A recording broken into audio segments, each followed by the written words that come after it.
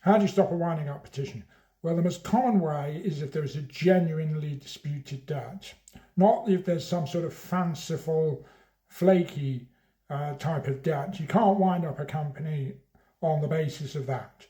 And you also are not supposed to use the winding up petition routine in order to abusively coerce somebody into paying a debt. It has to be a proper, genuine, bona fide debt if you are going to use the winding up petition routine to wind up a company because a debt is going unpaid. So in order to stop it, ultimately, the person who is the subject of a winding up petition is going to have to produce some sort of evidence that the debt is not due, or they're going to have to produce evidence that there's a counterclaim in which the amount of money that they owe to the creditor is in fact outweighed by what the creditor owes them for whatever reason.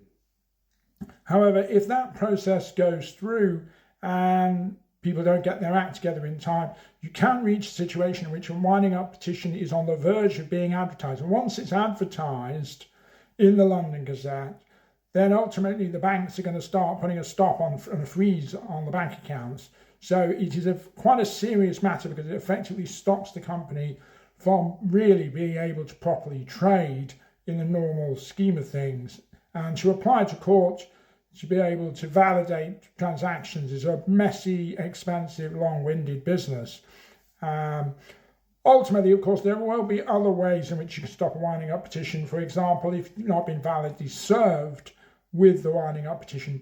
But be that as it may, the most common is if there's a disputed debt, ultimately the person who claims the debt is going to have to go through the normal litigation procedures, obtain judgment before they can start contemplating going and getting a winding up petition that leads to a winding up order for compulsory liquidation.